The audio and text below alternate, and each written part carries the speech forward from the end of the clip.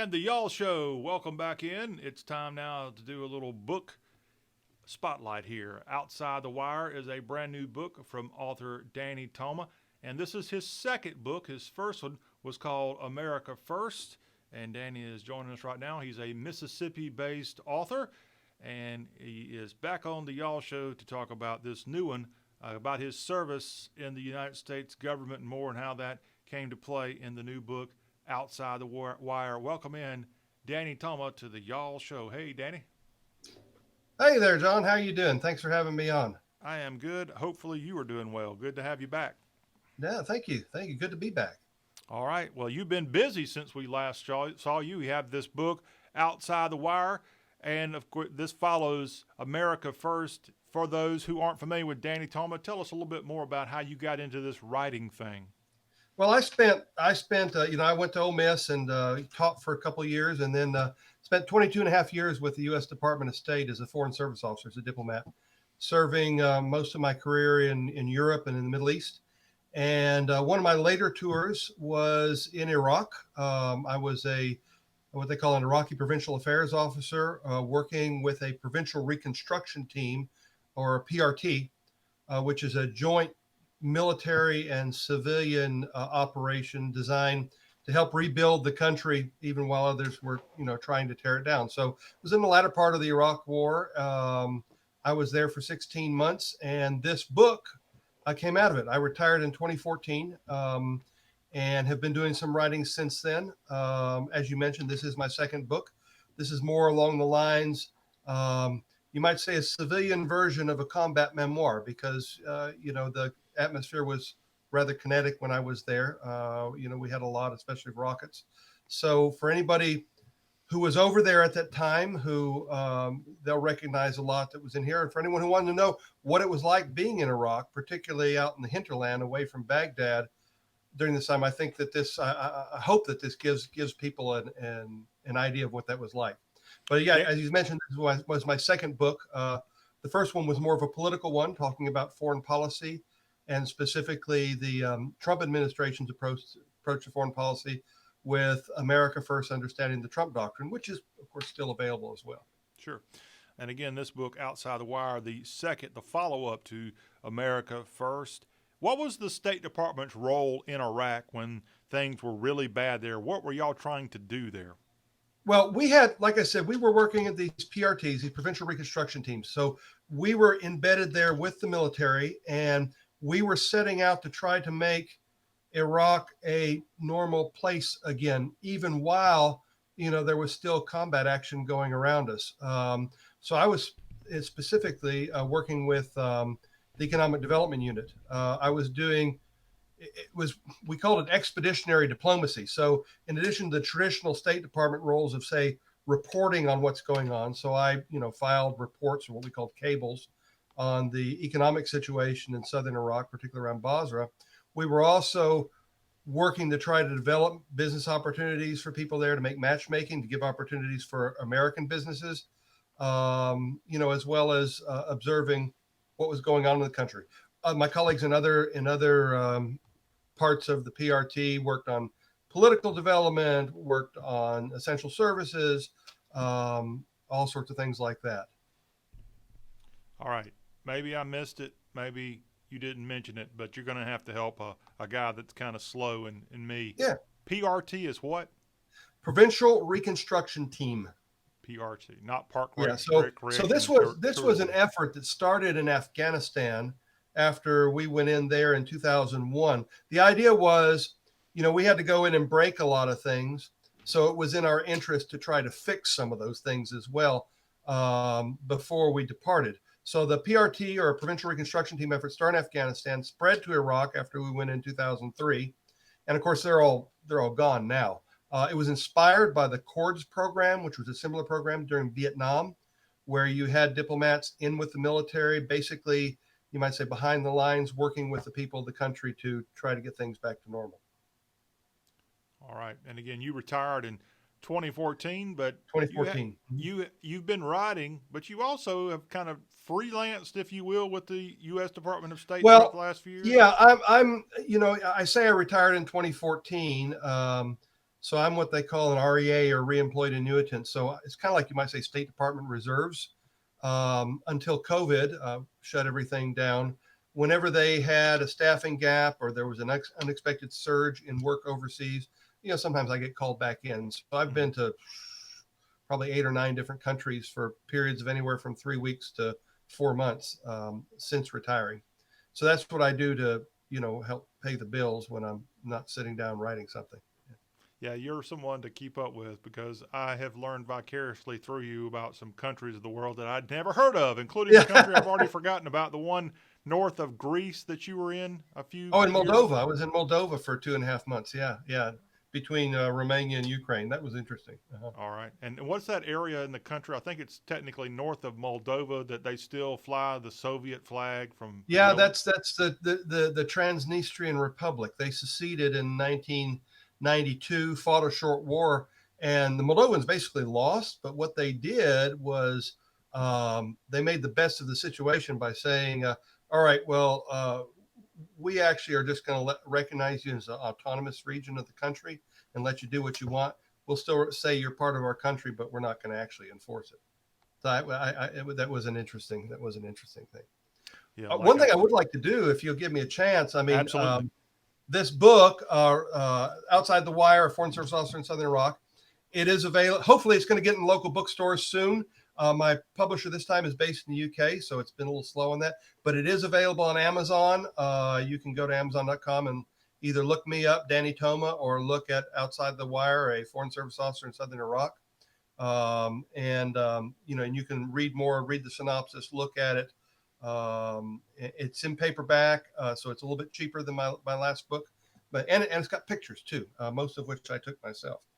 But let me just give you an idea. So this will give you a little bit idea of what we were doing, and also what the situations were like, things that we tried to do and things that were beyond our control. And this is about a minute or so. I'll set the stage here. Again, PRT, Provincial Reconstruction Team. ID is Infantry Division. And, I think that's basically all the acronyms around here. So this is a summer of 2010. The Independence Day event turned out well. We had it at the airport since we had no room at the PRT. 200 guests showed up and we were treated to a big spread of Iraqi food. A nice change since we rarely got to eat local things. One of the local diplomats assigned to another consulate pitched a fit when he could not bring his own armed security detail, but that was soon smoothed over when we assured him that the dozens of U.S. soldiers present would do an adequate job of protecting him if anything bad happened. We had a color guard and a nice brass band from the 1st ID who played the 2 national anthems.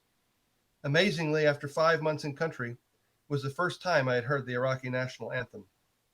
Our new team leader, Barbara Leaf, made a few remarks, and by 1500, folks began to leave. We got back to the PRT by 1600 only to find the power was out. It did not cool down until I retired to my room in the evening, but at least we had salvaged a fair amount of fresh fruit from the reception. So for several days, we had cherries and peaches to go along with our regular fare.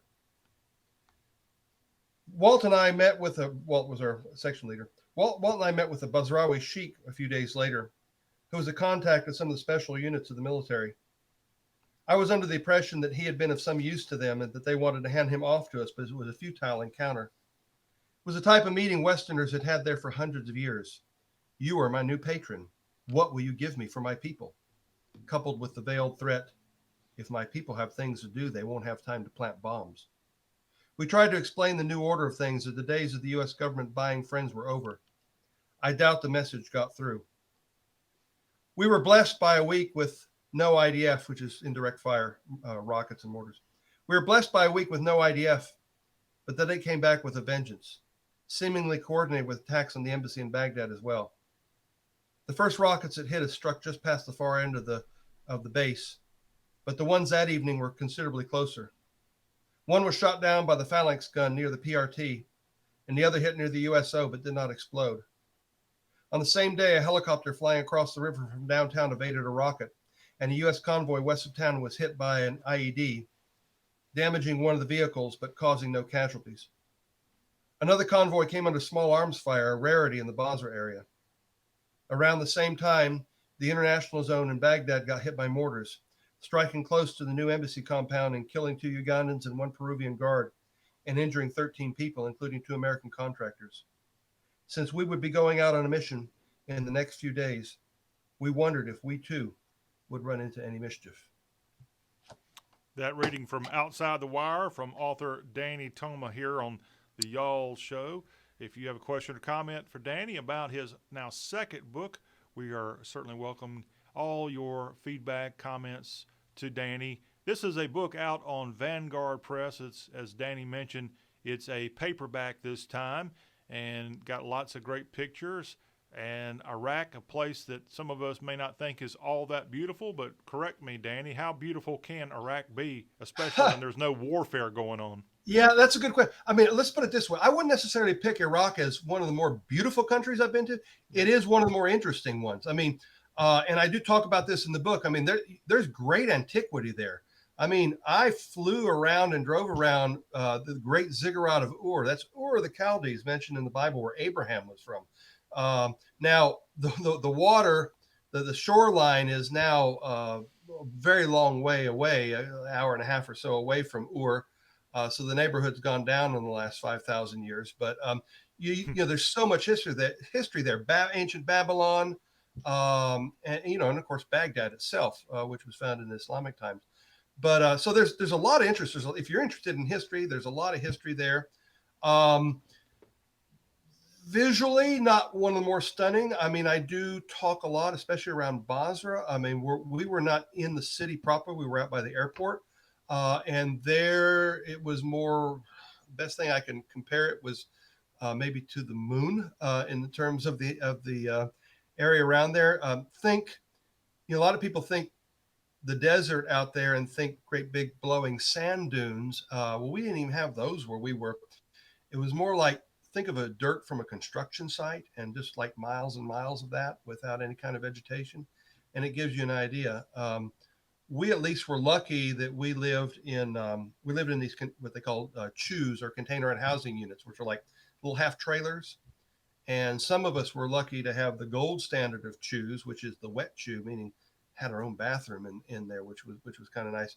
I really had to hand it to a lot of the soldiers who were out away from the bigger bases, who lived in either smaller CHUs or in tents at all. I mean, when I was out traveling with a combat patrol one time when we went to the Iranian border to keep an eye on things there, the little base where they were operating was nothing but tents. And, and it does get hot. I talk a lot about that, where it's not uncommon. In fact, the August that I was there, we did not have a single day where the high temperature was below 120 degrees. And, people talk about dry heat and wet heat. Well, when it gets over 120, it really doesn't matter anymore. It's just hot. Danny, I know you're a big fan, like many of us, with history. That includes our own American history. Right. And here, since we're a Southern-focused website and show, any similarity that you saw and discovered in Iraq that you can correlate back to the United States circa 1865 and beyond? It's a funny thing because, the history of Iraq, like a lot of other places in the world, really, there's an ancient history. And as I mentioned before, but, the modern history really only goes to World War I. Since before that, a lot of these places were part of the Ottoman Empire. And one of the problems, one of the reasons for some of the problems in the area is a lot of these borders drawn are rather artificial. So they're, even in the part of Iraq, you've got, three really distinct areas. In the north, where you have a lot of Kurds. You've got the central part of Iraq, which is largely Sunni Muslim Arab, and then the south, which is largely, but not exclusively, Shia Muslim Arab, plus large Christian minorities as well as some other groups. One of the unfortunate things about our intervention there is that with the deterioration of the situation after the fall of Saddam, a lot of the Christians have moved outside of there. So, despite its antiquity, where you might see the correlation is that the whole idea of Iraqi nationality, of an Iraqi nation, is even younger than ours, even younger than our sense of nationhood. but it's hard to really draw parallels beyond that.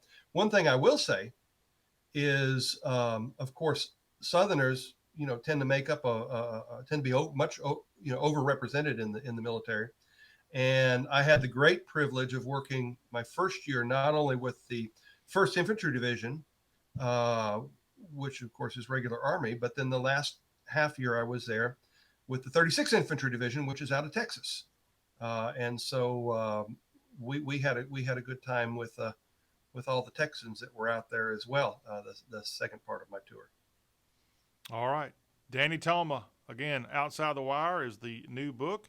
And we'll go ahead and put another big picture of it right there for everybody to see. And this, again, is Danny's second book, following America First. And Danny, I know you're probably already working hard on book number 3. I am, but it's still a secret right now. So, buy this book if you like what you see, go on Amazon, leave a good review. Go on Goodreads, leave a review, because that does help the book sales.